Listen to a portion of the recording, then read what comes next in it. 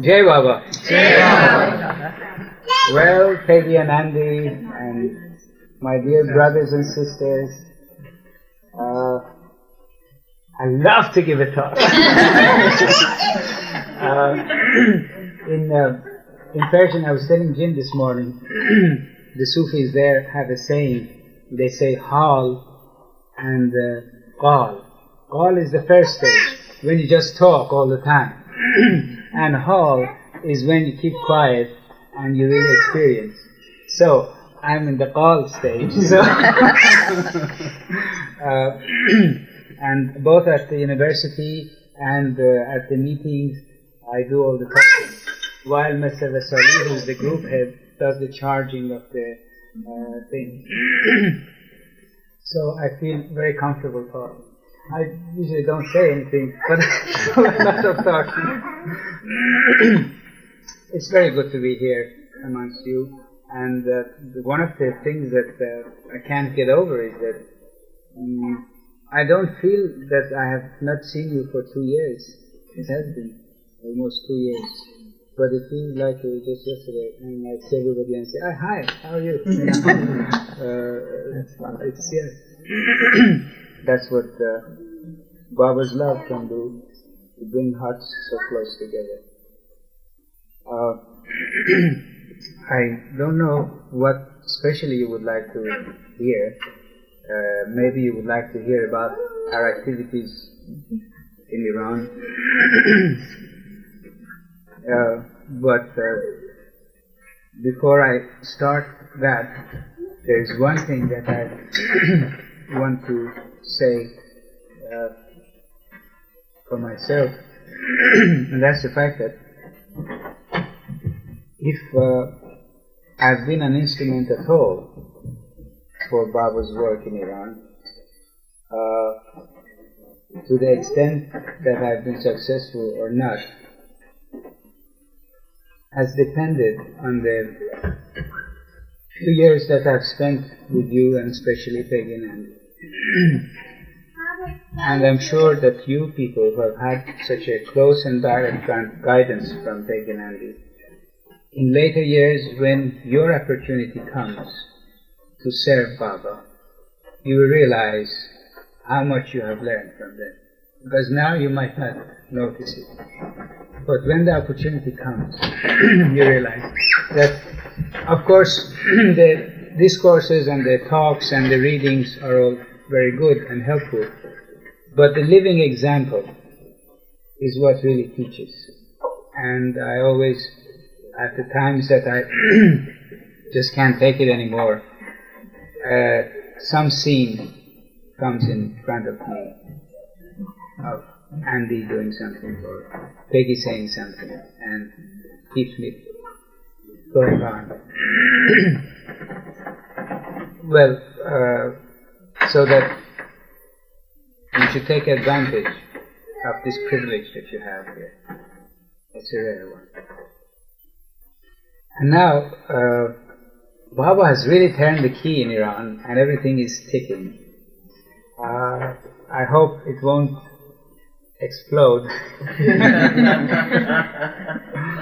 But I was very happy that I arrived in Iran at the time, about a year before Baba decided to turn the key. So I saw what it was like, and then after he turned the key and the activity started, to see. I told you most of what was going on up to 2 years ago, when in my last visit. And since 2 years ago, a few things have happened, which are important. One is that the government has recognized the Baba community and group as a legal group, which is really nothing close of a miracle because of all the problems that we have. By the way, I just want to mention something that I hope nothing of what I say will be printed or published in anywhere, because I heard I haven't received the newsletter, but I heard that in one of the newsletters, something about the fact that I was living next to the secret police and things of that sort was printed, and those sort of things. It's best just to be a bit cautious rather than, indulge in anything. And the tape is just for you, because you see, you might not hear about it or know anything about it here, but Iran is in a state of war. Every day that we go to especially the universities, that we don't know if we're coming out in one piece or not. And the riots that we've had there, and the bloodshed, and the army invaded the dormitories there, and there was a lot of bloodshed, and they threw out the students and all that. And as Baba would have it, I am the Dean of Students and Academic Affairs for my institute where I work. So I'm in close contact with these scenes and things like that. So I know a little more than usually. So this is just a private chit-chat. And but despite it all, Baba's activities are also flourishing. The organization I mentioned, and in the plans that we had for it, or Baba had for it, was that we would have different groups for different activities, because I feel that to develop love, you have to work at it. And if a child that you have, you suffer for it, and you pay attention, and you do things for it, then the love begins to increase more and more in you. It's the same thing with Baba. The more you pay attention, the more you work at it and do things for it, then it begins to sink in a little bit, and your focus begins to turn gradually from the variety of things that is on. So I felt that it would be nice for everyone to have an opportunity to do some activity. So we have different groups for different activities, and they're just starting, and we all make mistakes, and but we learn from our mistakes. We have printed these cards, membership cards, and list of members. We have a finance committee. We have all sorts of different things, and different people are doing it. And this has even inspired the young children of the group to, just before I left, all on their own, they came up with a little pamphlet that they had put together. Beautiful one. It was a drawing of Baba on the cover, and Baba's sayings, then a poem of Rumi, then a life story of a saint, then a puzzle, what you call it, a crossword puzzle. Let me show you. It's right here, if you would like. I was so happy to see this. And these are just kids, you know. I'd like to say now that in the conversations with people at work or your friends or anything, it's always kind of a little sort of pleasure to be able to say, well, we were just with a gentleman from Iran, and now this is what we do not want to do. Farhad said this is a private chit-chat, and he means it. Nothing that Farhad says is to be discussed with other people, simply because we don't know where there are ears and what repercussions it might have in his life. So we have to give him the courtesy and the trust of keeping these things to ourselves. Yes, well, this is just a Xerox copy of it that I brought around, and then they have made nice, things. It's all handwritten, and these are Baba's words. Then this is a poem by Rumi, and then they have a little couplet by Khayyam, and it's they say that, what is your interpretation of it? And so very interesting things. This is a saint's life, and this is Meher Baba, the crossword puzzle, which is Baba's name. And then when you fill it up, you find out it's the names of the perfect masters and people who were important in Baba's life. Yes. And this is a fall from Hafiz, that opened Hafiz, and this one from there. And this is from Sadi, about the dervishes and their manner of life and things like that. So, this shows that Baba is inspiring every age group.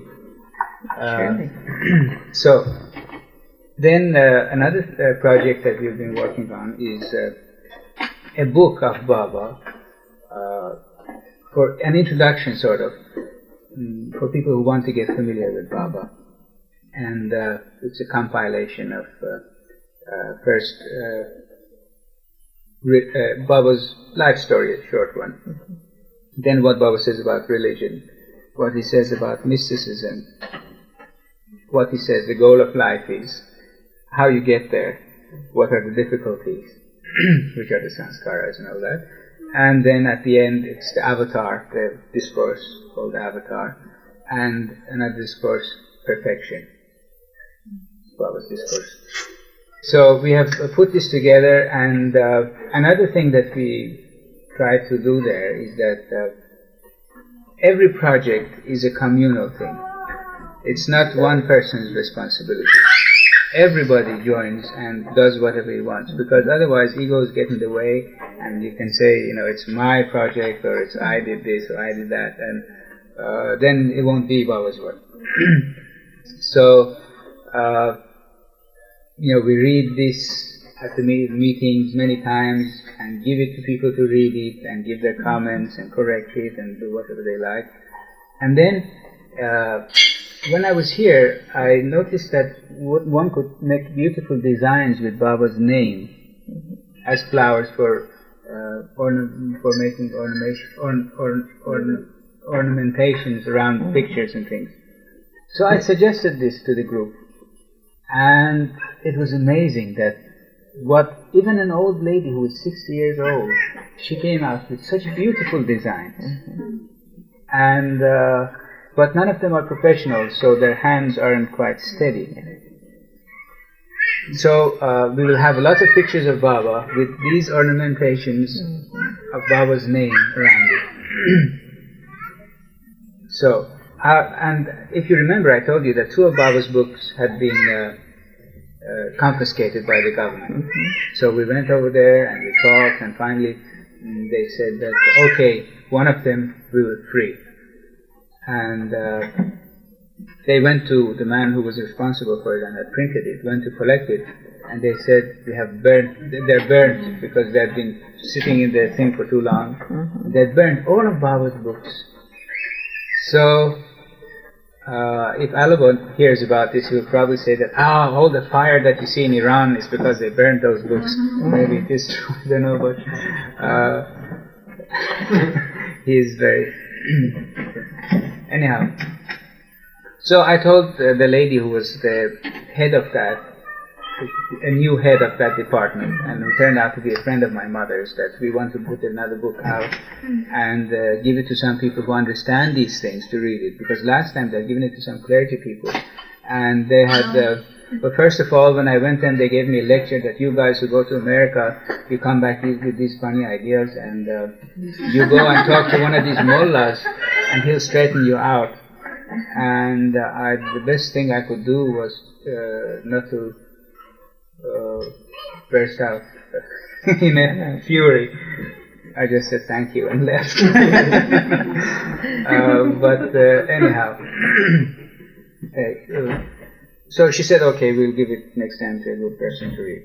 Then when I came out, I was thinking that what we need to do now is to publicize, to let people know about Baba, because in Iran only a few people know about Baba. The books are not available anywhere, and we don't proselytize, but we just let people know who Baba is, so that those who have the connection and who can make the link, because that's what Baba said. He said, give my message to people. So we can't give his message of love because we don't have it. What we can do is to give his written messages at least. Anyhow, we thought that maybe it would be best to go to a big publishing company and give the book to the publishing company for them to print it and to publish it all over the country. And I was thinking that if we do that, we will lose the copyright. The copyright will belong to that company. But I saw no other way out. And so we discussed it, and everybody said, okay, let's do this. So I went to the biggest publishing company. And in Iran, you have to know people to get things done. So I asked here and there, and I found 2 people who knew the head of that thing, and they told the man about us, and so I went to see him, and they said, okay, leave this here and we'll read it and we'll let you know. Then in 15 days, they called and they said, sorry, we won't do it. So I said, make me an appointment. I want to see the head of this publishing company. And they made the appointment, and they said they probably wanted to discourage me. And they said, a week from now. And in Iran, a week from now means forget it. But I said, okay, I'll come a week from now.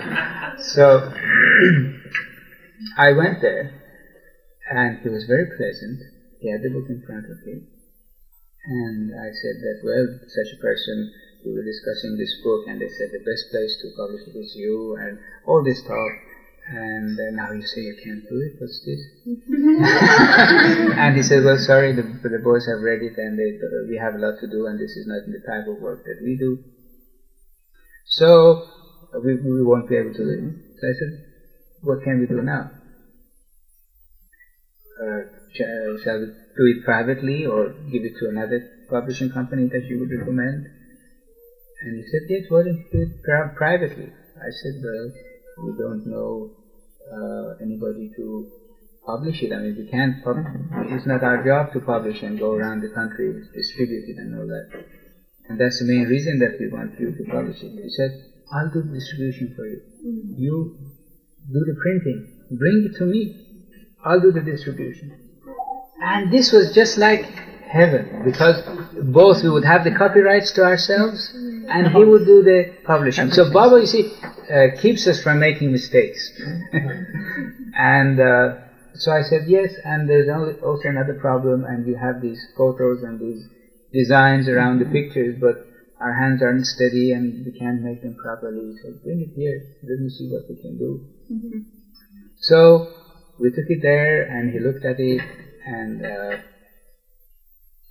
he said that, well, no, we can't help you. But he gave us a lot of tips and hints on what sort of paper to do it. He gave us a printing shop, where to go, and everything. He just gave us everything that we needed. And for a professional to do this, just a week before this happened, our institute hired a man. And I gave some of my professional work for him to do, and he's superb, absolutely superb, and a beautiful calligraphy, and just the right man for it. So just before I left these, I told him about these, that we would like you to do these things during the summer, make it, the designs proper, and then we have some pictures there in Iran, but I'm also going to see Hermes and get some maybe better prints or something. He'll be doing this on his own time? Yes, he'll be doing on his own time, and we'll pay him. I told him that, because he gets off at 3 o'clock in the afternoon, and I told him that I want you to do this for us. So, the book, and these are just the latest things about the book, the early things that won't bother you with. And then another very exciting project that we have is the center at near Yazd, at Jafarabad. Jafarabad is a village where Beidol's house is, where he lived, where Baba's first center in Iran was, and it's really charged. It's a beautiful place. And that is the place that we found those pictures that were hidden and all that. The first trip that I went with Muir and his mother. They had come and they wanted to go to Yazd, and I've been there once, so I took them, and we found these photos. And ever since, and everybody who had gone there had found Baba's pictures there. We went there and we cleaned the place. We took all of Baba's pictures out, And then 3 people went after us, and they each found a picture. It's just amazing. So He also puts bones in fish. that's right.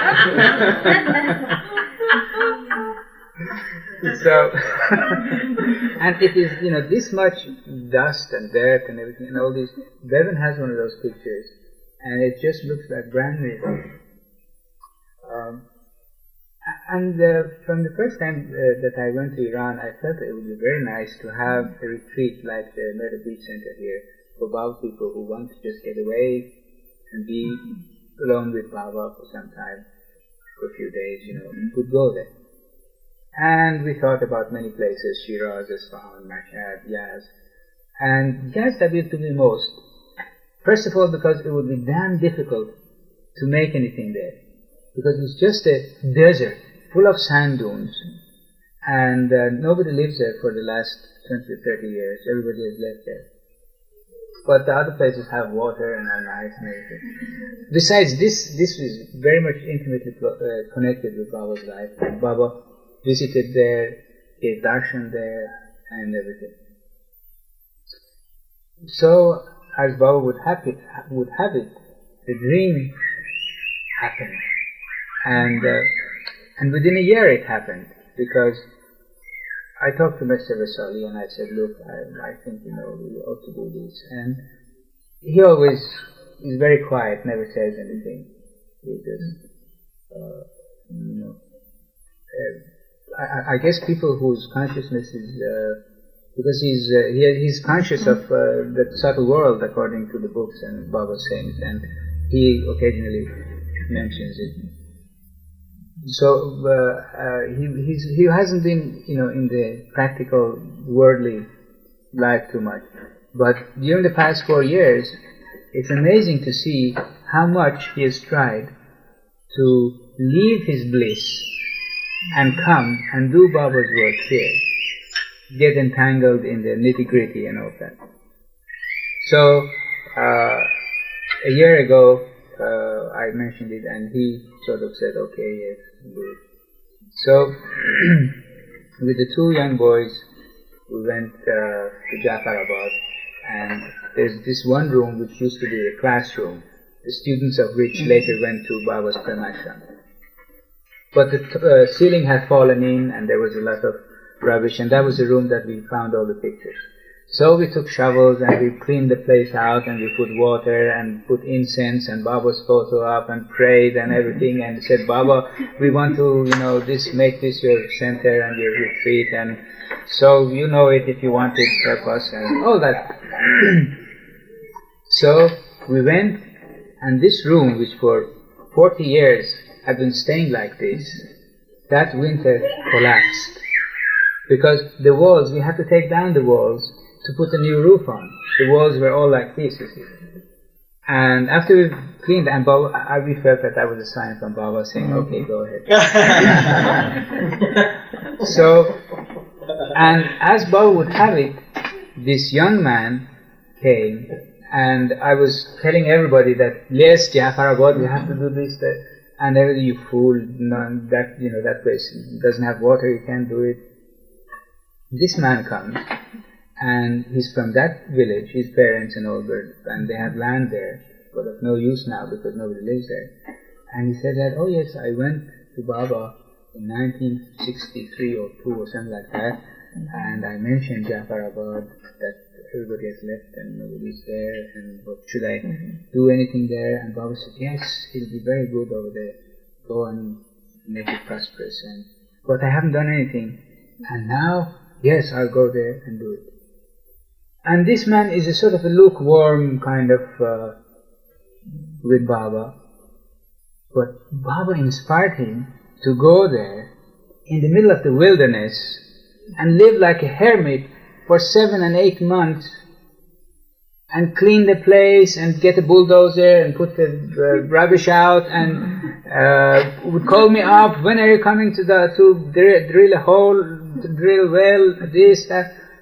And so he started there, and later on we went there several trips, and we dug a well there.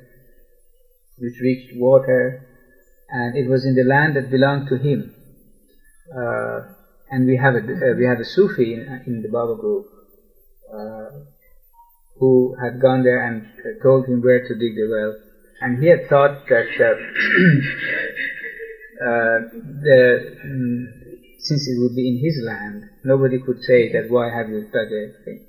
But none of us felt that it was right. We felt that the well should be in Baba's, in Bedol's house, because that was to be Baba's center. And we had talked to Bedol's daughter in India, gotten permission.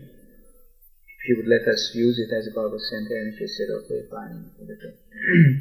Anyhow, they dug and it reached water, but then all hell broke loose.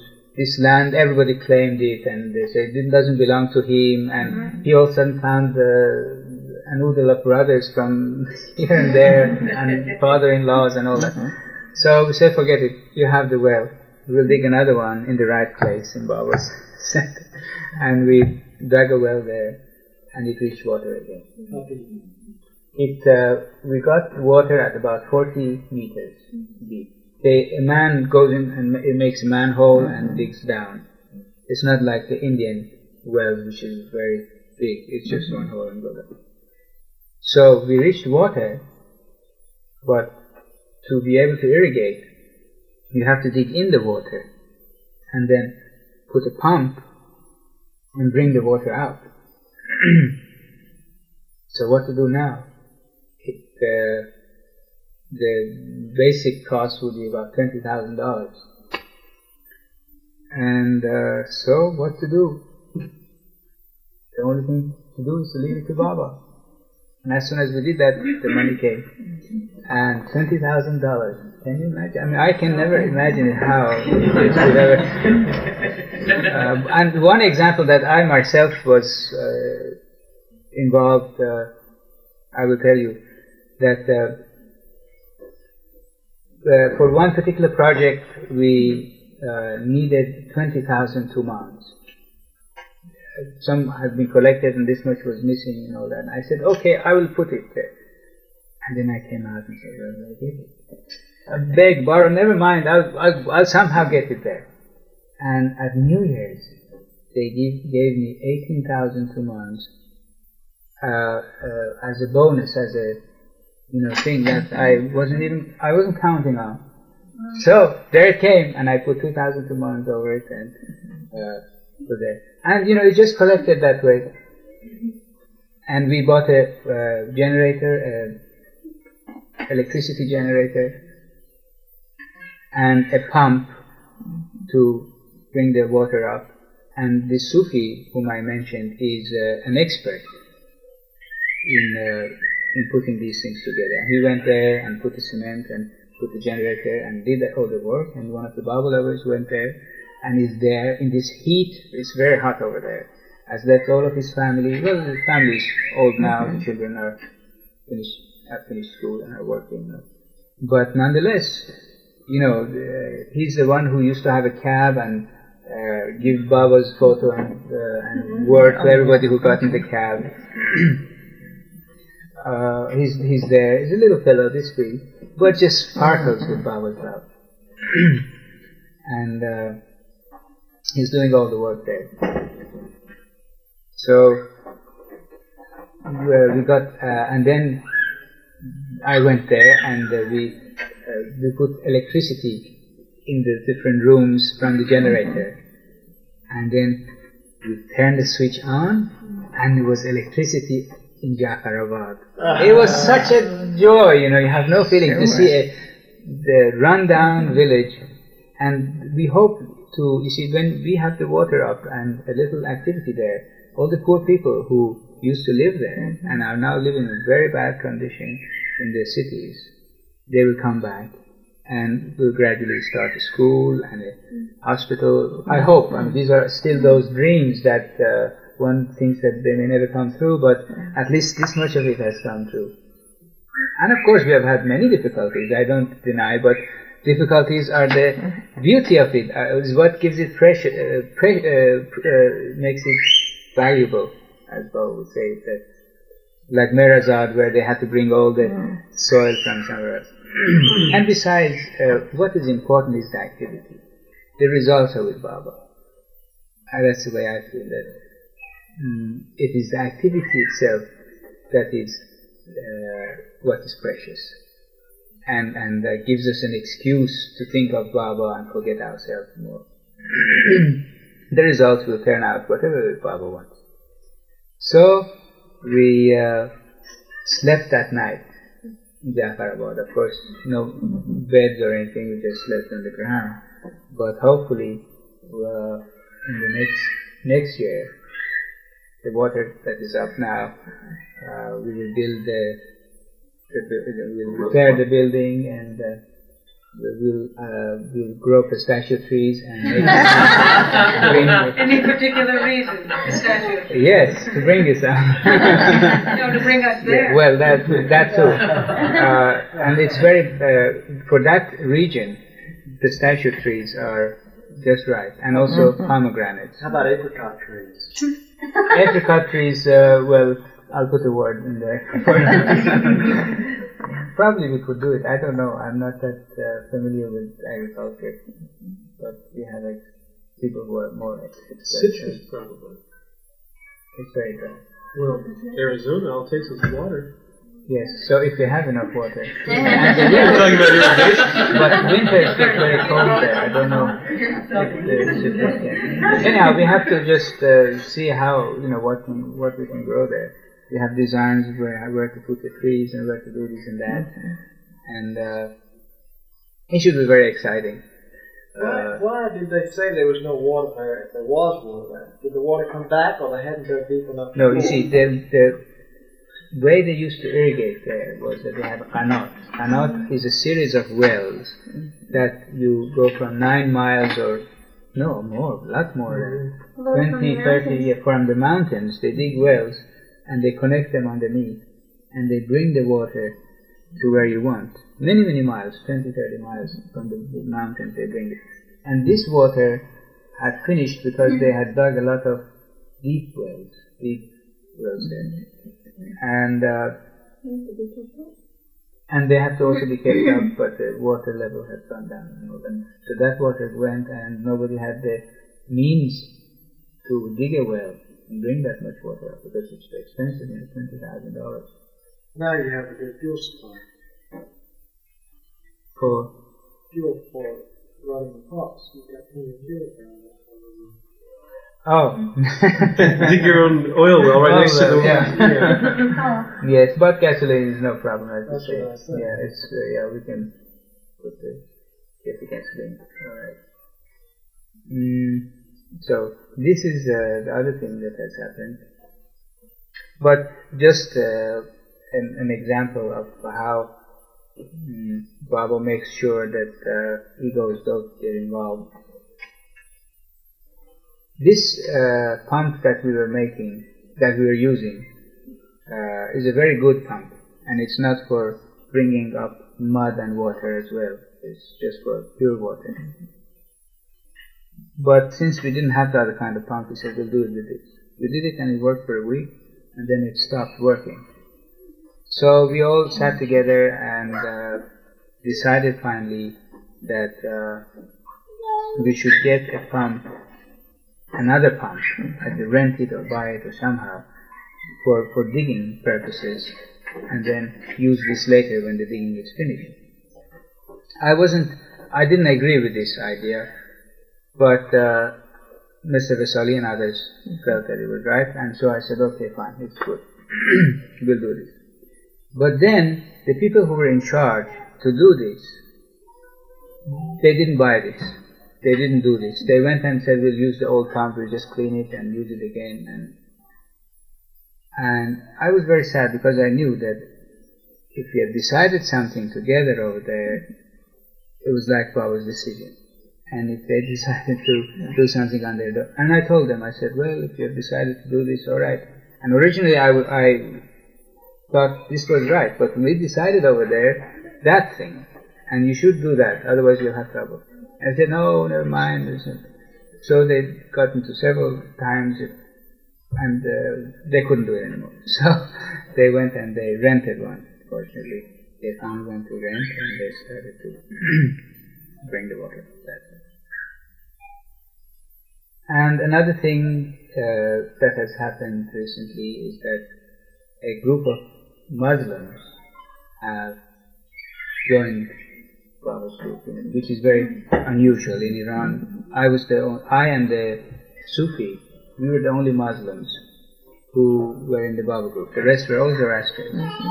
And we had started a Sunday night class at my apartment, not class, meeting, for the newcomers who wanted to learn about Baba and all that. And see how Baba's planning is perfect. We know that people who are drawn to Baba must have had some connection. They must have, it's just not a run-of-the-mill people that you come with. And these people, 1, 2, 3, 4 people. And they're all, the 3 of them are in my lab, and 1 is in the institute. Baba has brought us all together there in the right time. And so they started to come to the meetings, and one of them in fact is coming to India this year. I'll go there one day earlier so that when she comes I will be there to meet her and take her there. And another one is my graduate student, another one is my technician. It's just Baba from different pools there, yes, and somebody who can tell them about Baba or has Baba's picture up or something, they can show them Baba, and then they're pulled in. And so Alaba will be overjoyed to hear that there are so many Muslims, because he's very adamant that and this Alaba, he is just fantastic. All of his life is Baba.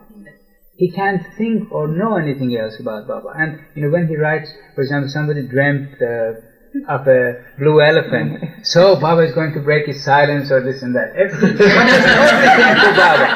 And he writes these letters to me and he says, read them at the meetings. So I read them at the meetings, and everybody, chuckles at me. And I said, you don't understand. We have baseball, football, soccer, then, books, other things. Yeah. But he has only Baba to connect everything with. And it's very beautiful to see his one point in it. In fact, when he came to Iran, all the Sufis and the dervishes were disappointed in him, because the Baba people took Alaba as the disciple of the Altar of the age to show to all these learned ones, you see. And he would pick up a coin and throw it up. He has this thing with Baba that whatever he does, he throws up the coin, and if it's head, he does nothing. And he does just very simple things, he does, and if he talks just on some very simple grounds. And they were all disappointed in Baba, in him, and that maybe this Baba is just nobody.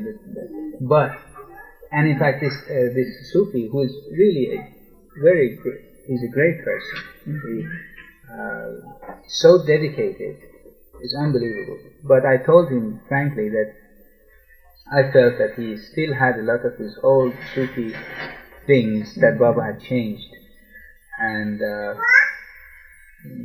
in his greatness he sort of didn't admonish me or anything. I just felt that way, and I said that I've been pleading with him to come to India, because when he sees Baba's atmosphere, it will help him greatly to reorient himself. But he has done greatly on his own. I mean, he had 200 followers, and he was a great Sufi sheikh there, and still New Year's all the Sufis send their representatives to say hello to him and do all the things that they do. But when he found Baba, he threw everything out and he said, this is him, and I know nothing, and I'm a disciple, and forget it. And so he said, this is the the extent of his devotion and sincerity, which is a very difficult thing to do. We all know that. It's very difficult to throw away your big stature as a spiritual leader and do this. But anyhow, he's done that. But they spoil me. They allow me to be frank with them, and I take advantage. And I hope that one day he will come with me to Baba. And when I insist too much, he gets angry with me and says, "Is Baba in India? Do you want to take me to Baba to India? Baba is not in India. Baba is in here," and all of that thing, which is bad, of course. But I just want him to get acquainted with the ways of Baba. So, how did we get there?